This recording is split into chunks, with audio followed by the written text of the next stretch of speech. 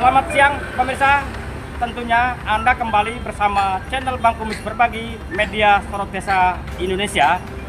Di lokasi inilah 2 minggu yang lalu, tepatnya Jumat 27 Desember 2024, terjadi sebuah peristiwa laka lantas di mana satu kendaraan truk bermuatan bahan baku semen menabrak odong-odong dan sejumlah kendaraan lainnya.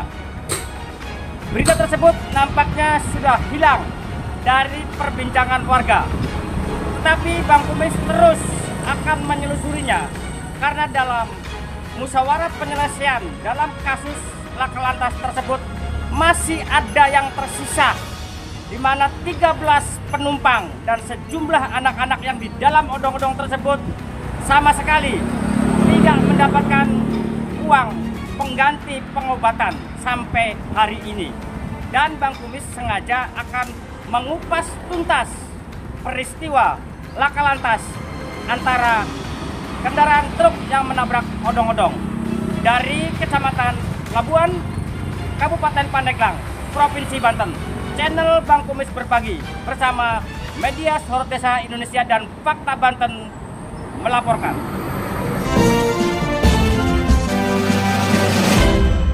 Bisa dijelaskan kronologis kecelakaan ini bagaimana sih Pak awalnya?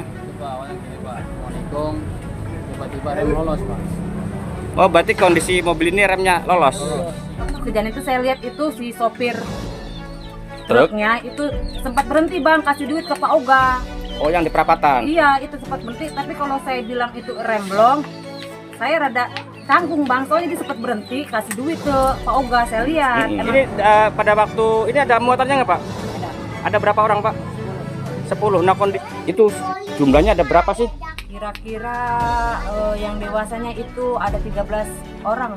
13? Iya. Sama anak-anaknya? Enggak termasuk anak-anak, lebih ada anak-anak banyak. Berarti di si muatan sendiri sekarang bagaimana? Selamat, tidak ada yang luka? Tidak ada. Anak kecil yang kebentur, yang banyak yang jatuh, yang kebentur ya, ada yang sampai kepalanya di bawah, kakinya juga di atas, ada anak kecil Pak. Nah terus ada yang luka-luka enggak? Ya banyak, saya juga tuh memar-memar.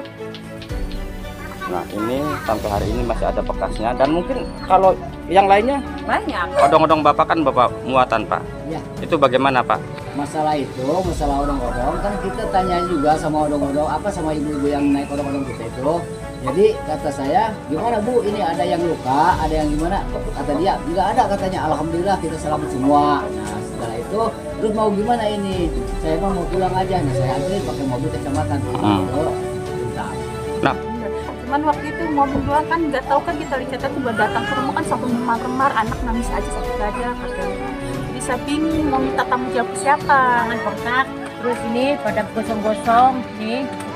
Karena nahan takut perutnya kebentur sama ke tempat rujukan. itu ya. Iya, 2 orang yang hamil. Nah, Mak, pada waktu odong-odong tabrak, pribadi Mak kondisinya Mak? Kita mah duduk baik, gemeter teh ya, angen-angen los-los sampai dia orang batu pada muduk ya, kita menjeruk baik. Terus akan dirasa apa Mak? Nggak ada, ya apa kan bisa. Pengen tanggung jawab aja lah, mudah-mudahan ada sedikit biayanya buat anak itu, sakit dadanya katanya, sakit aja dadanya. Tapi sama sekali tidak ada pihak-pihak. Nah untuk supirnya sendiri ada omongannya nggak? Nggak ada. Supirnya nggak ngomong. Jadi untung aja ada Bang Kumis, mudah-mudahan Bang Kumis bisa ngebantu gitu ya. Bisa ada biaya sedikit lah gitu buat berobat anak. Ternyata para penumpang kan mengalami luka-luka, memar, bahkan mungkin trauma lah. Nah terus menurut Bapak nih sebagai kepolisian yang bertanggung jawab terhadap biaya pengobatan ataupun uang KDD terhadap penumpang ini siapa sih Pak sebenarnya Pak harusnya secara undang-undang? Kalau masalah terkait untuk itu yang bertanggung jawab sopir, karena dia kan memungut biaya dari penumpang itu. Ini supir odong-odong Pak ya? Betul. Supir odong-odong. Betul. Terkait dengan kasus tertabraknya odong-odong Bapak ya, kemarin kan sempat viral tuh. Ya. Itu untuk penyelesaiannya bagaimana Pak? Kalau penyelesaiannya mah ya tadinya juga kita mobilnya dari udah jalan, bisa jalan lagi kan gitu. Nah terus pada waktu musyawarah tertuang angka nggak Pak untuk pergantian? Kan ada bukan hanya Bapak aja, ada motor, itu gimana? Ya, kalau masalah penggantian untuk penggantian ya penggantian dari 20 juta kita minta ganti mobil. Air jadinya itu cuma 13.500.000. Nah, ini untuk kerusakan odong-odong udah beres ya? Udah beres. Udah beres secara keuangan ya Pak. Nah terus Pak di odong-odong Bapak kan Bapak muatan Pak. Iya. Itu bagaimana Pak? Masalah odong-odong kan kita tanya juga sama odong-odong sama ibu-ibu yang naik odong-odong kita itu. Jadi kata saya, gimana Bu, ini ada yang luka, ada yang gimana? Kata dia, nggak ada katanya, alhamdulillah kita selamat semua. Nah setelah itu, terus mau gimana ini? Saya mau pulang aja, nah saya anterin pakai mobil kecamatan pulang ke Puntang. Nah pada waktu penyelesaian dengan pihak yang nabrak Pak ya, apakah ibu-ibu ini ditanya lagi atau diajak musyawarah lagi? Karena itu kan tanggung jawab Bapak Pak. Ya, setelah itu dia pulang. Nggak ada informasi ke kita, dikira kita kan kita buru-buru ngurusin itu, sama kita ngurusin mobil juga kan. Jadi jam waktu kejadian sampai malam sampai jam 3, akhirnya kita panggil lagi sampai sore, itu baru ngurusin itu. Setelah itu beres. Kenapa itu baru mungkin itu dari sekarang kan gitu? Bukan mungkin, kenapa Pak? Ya makanya kita kan ngurusin mobil dulu. Dari mobil kan kalau misalkan mobil itu ada di jalan raya, itu otomatis kan kita macet motor baru. Nah kita nyambi ke mobil dulu ke bengkel sampai jam habis maghrib. Nah setelah itu nah kita paginya langsung di situ lagi ngontrol mobil lagi di situ. Berarti, apa dikerjain apa belum? mobil dulu ya, berarti penumpang mah belum ditengok sampai hari ini Pak ya. Nah waktu peristiwa kepanikan kan ada Pak ya. Iya. Mungkin nggak kerasa sakit ya kan. Nah setelah sekarang nih, ini mah bicara sekarang ya, yang sudah kecelakaan namanya takdir Pak ya. Tetapi mereka kan sekarang mengeluh nih, seolah-olah tidak ada yang nengok, tidak ada yang tanggung jawab, ini bagaimana? Nah pertanyaannya, ini tanggung jawab siapa nih para penumpang yang 13 orang dan sejumlah anak-anak ini? Ya sebetulnya mah kan ada di motor saya, di mobil saya yang tanggung jawab sebetulnya mah kan saya Terus? tanggung jawab karena saya juga kan kalau misalkan untuk pengobatan itu bombernya dari situ untuk saya angkat tangan juga karena saya juga dari odong-odong aja kita numbuk sebetulnya di kita 15 juta kan dikasih 13.500.000, saya juga numbuk 2 juta untuk. Apakah warga penumpang Bapak yang sekarang mengalami luka-luka untuk biaya pengobatannya Bapak tanggung jawab nggak? Ya kalau misalkan itu tanggung jawab sih ya, tapi kita kan kalau masalah tanggung jawab mah ya saya tanggung jawab karena dia ada di odong-odong saya, tapi untuk sepenuhnya mah saya nggak mau kan. Ini terjadi nih Pak ya, ini kan luka-luka nih setelah 2 hari nih ya. Mereka butuh pengobatan, perlu diurut.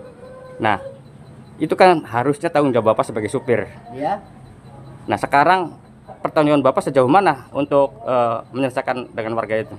Tapi insya Allah lah, saya juga kalau misalkan udah sempat mah, insya Allah nggak tahu besok, nggak tahu malam saya kesana. Selamat siang Pak Kanit. Selamat siang Bang Kumis.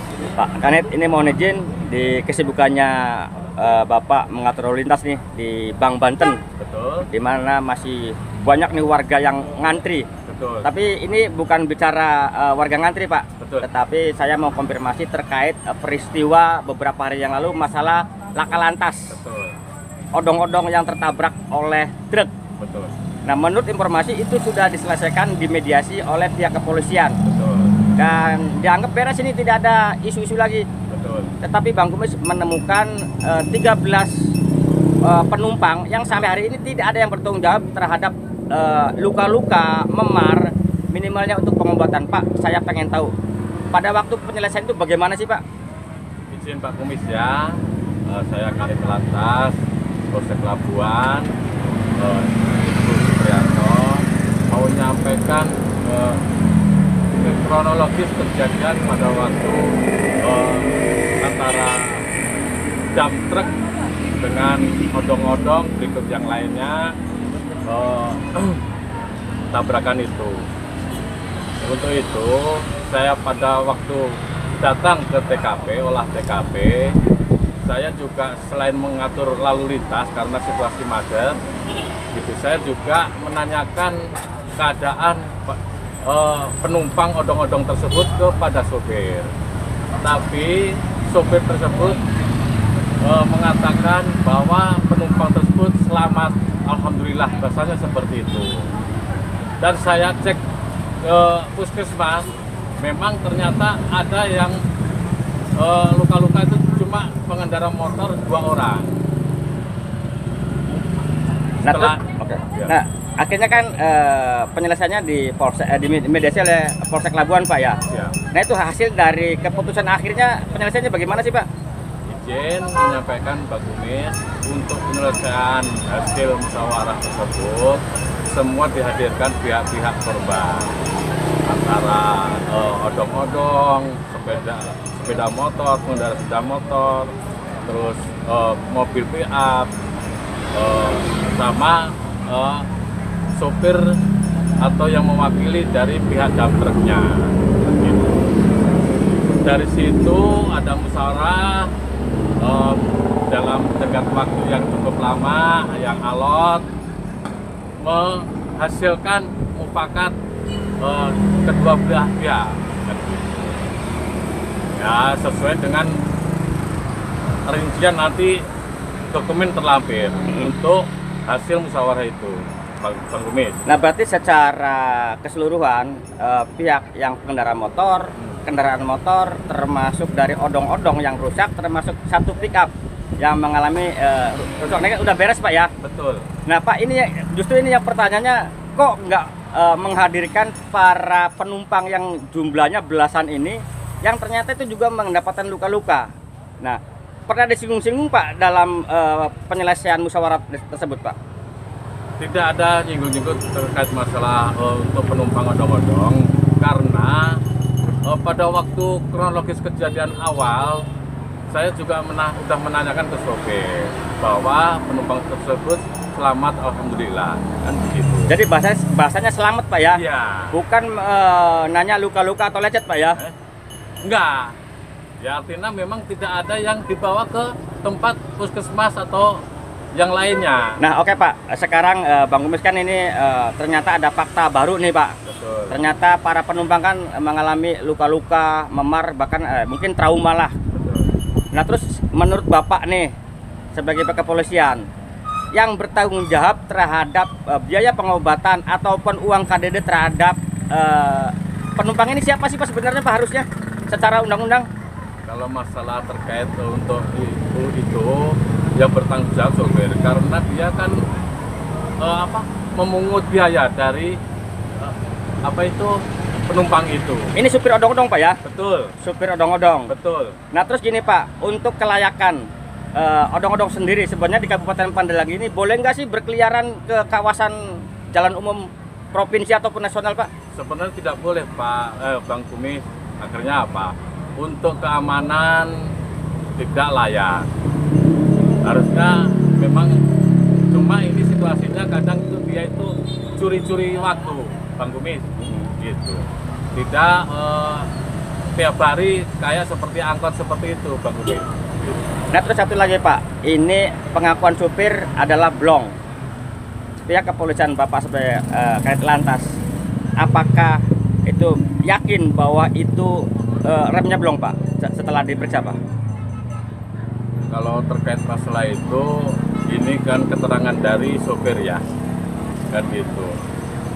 Dan selain itu juga pada waktu itu bisa ngerem juga, karena waktu itu dipindahin ya, posisinya karena situasi macet dipindahin ke Radio Krakatau itu untuk parkir di situ. Tapi memang tidak ada masalah ya, apa itu kelalaian atau gimana, saya memang belum tahu persis ke situnya. Ya, tetapi dengan adanya dipindahin, berarti rem kan itu berfungsi setelah Berfungsi. Pak ya. Jadi rem blong itu masih dipertanyakan. Ya.